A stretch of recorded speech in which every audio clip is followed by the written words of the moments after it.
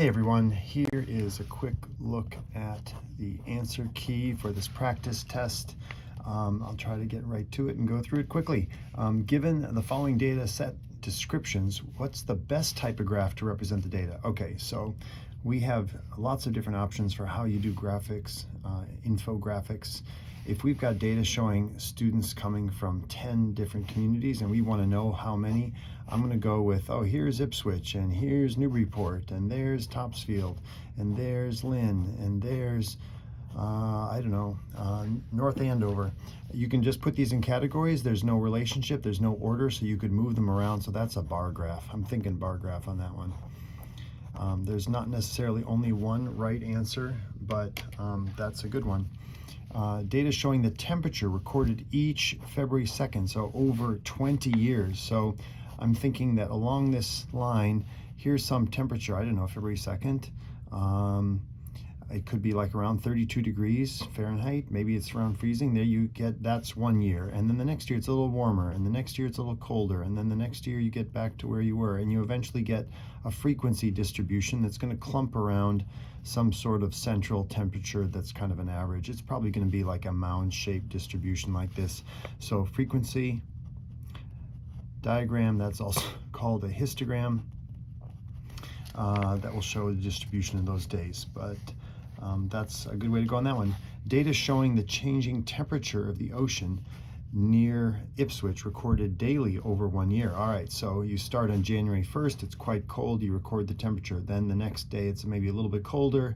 Coldest day of the year tends to be mid-January, and then maybe the temperature starts warming up over the year, and there's the summer, or actually there's a little bit of a lag, and then it goes, guess what, down like that. So that's the yearly change in temperature. If you want to connect those, that wouldn't be terrible because you can't jump in temperature, but you could also just have it be a series of dots, but that would be a graph over time. So maybe broken line graph would be good for that. Data showing the number of days of snowfall in Boston each of the winters. There we go, lots of snow 1 year, not so much another year. Find the mean, median, and the mode. All right, so we want to put these in order.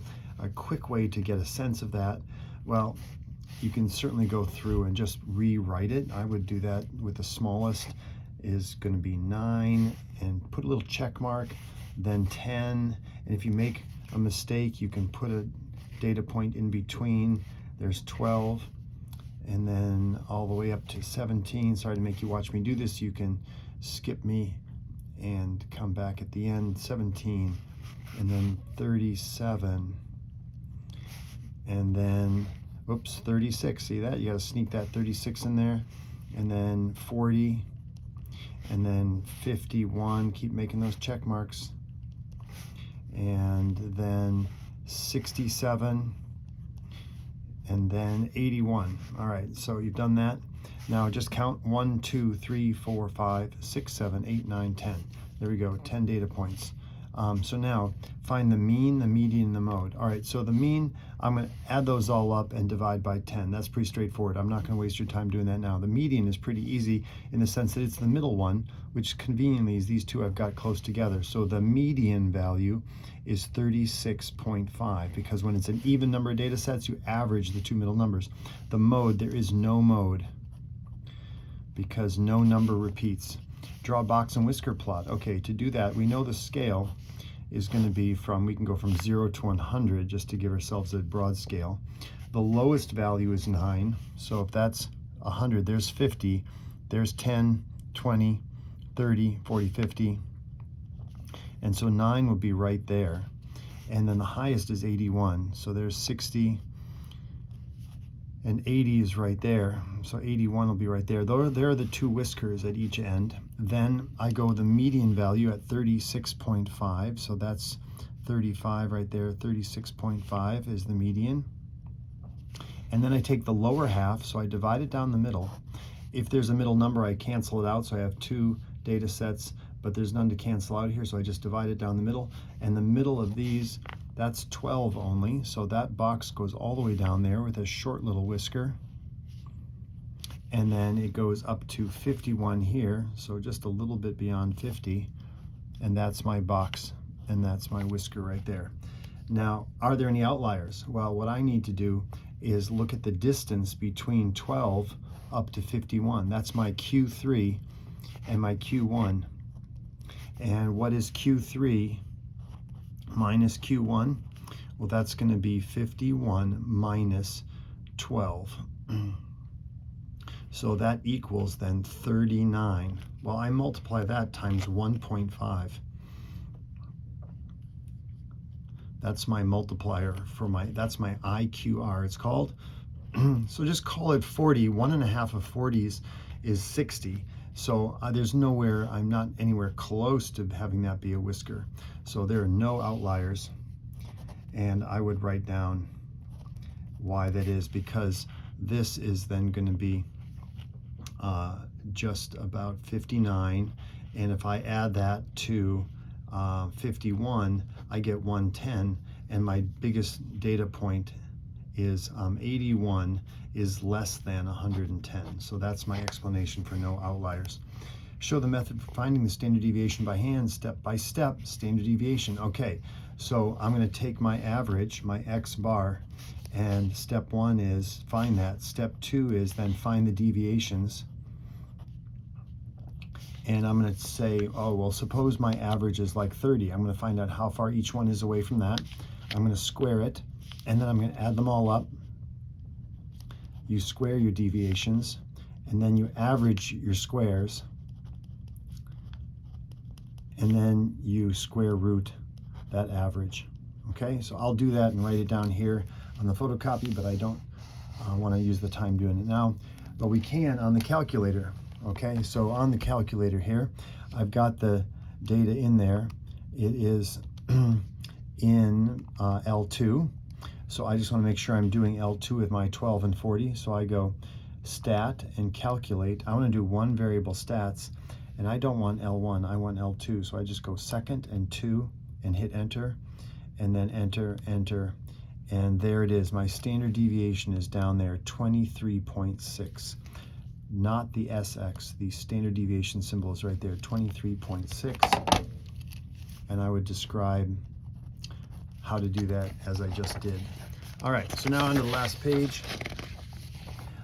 Sketch an example of a graph that is uniformly distributed. Okay, so I could make up an example. Maybe it's numbers out of a phone book. There's 1, 2, 3, 4, on up to 10, wherever 10 is. And it's going to be, something that goes very close to being even and then across. Okay, so that's what a uniform distribution is, where they're all approximately equal. They don't have to be exactly perfectly, but it's very much uniform, evenly distributed. If the scores on a math quiz are normally distributed, that means that's the bell curve, that's that mound-shaped curve, but it specifically means that we can apply the empirical rule with an average score of 73 and a standard deviation of 9. So first standard deviation would be 82, the second one would be 91, and the last one would be at 100.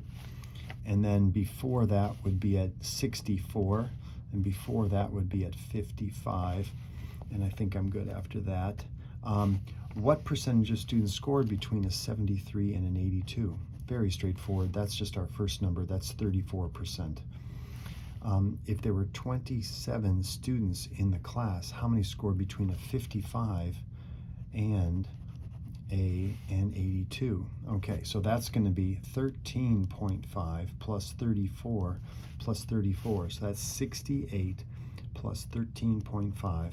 So that gives me 81.5%, which means I'm going to take 27 and multiply it by the decimal, 0.815, and I'll get my answer. So I would just say quit and 0.815 times 27, and that'll give me my answer of about 22, very close to 22 students scored between those two values. All right, in the home stretch here, given the data set showing the number of attempts versus the actual three-pointers made by the Celtics in their last 10 games, go Celtics, good luck tonight, what is the relationship between those? Well, it makes sense to think of that your shots made are going to follow the attempts. So attempts should be on this axis. Sometimes it's not clear, but think about which thing affects the other thing.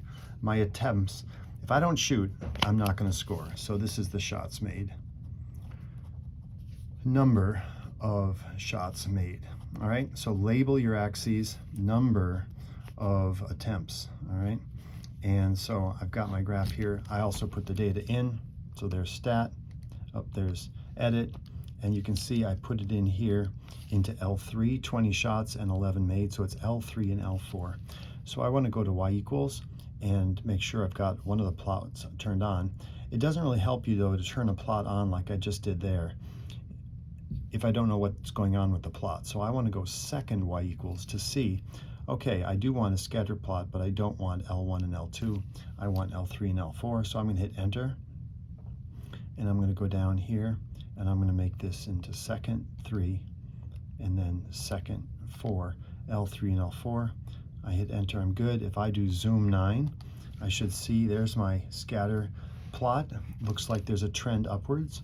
I'm going to do a regression line, so I'm going to do stat calc lin reg number 4, and I also want to make sure it's L3 and L4, so I go second 3 and second 4. Now I'm going to go down here and store that regression equation. So I go vars over to yvars, hit enter, enter, enter. If you have an older calculator, it will be a little bit different, so pay attention to that difference. But I'm going to write down my equation. My best fit line is going to be y equals 0.627, I'm going to round up, x minus 2.96. That's my equation that'll predict the best fit line. And I will take a look at it here, and it looks like that is a pretty good line, okay? There's my scatter plot. I won't sketch that in now because it takes too much time, but I will in a moment. What type, if any, correlation? I would say there's a positive correlation. And what was my R value? I don't think I did it, but how confident are you? Let's pretend that the R value is 0.8. I'll redo it and write it down. About 0.8. R is approximately 0.8. We'll see, maybe it's more like 0.9. But that means that the more shots I take, the more points I make. How confident am I of the correlation? I would say quite confident. It's not strings of pearls on a line, but it's pretty good. There's definitely an implication that as I take more shots, I'm going to score more points. Very good. Good luck on this, boy.